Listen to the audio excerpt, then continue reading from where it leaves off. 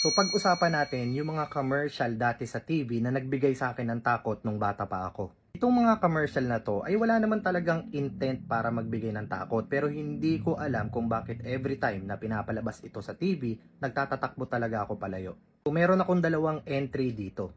Una ay itong Chodora Couples for Christ anti-abortion message na hindi ko sa inyo pwedeng ipakita. Kasi yung nilalaman ng video is sobrang sensitive na tipong kapag pinakita ko sa inyo mababan itong account ko for sure. Itong pangalawa naman is commercial ng Family Rosary Crusade. Siguro mga 4 years old ako or 5 years old. Every time na pinapakita to sa TV, talaga nagtatatakbo ako.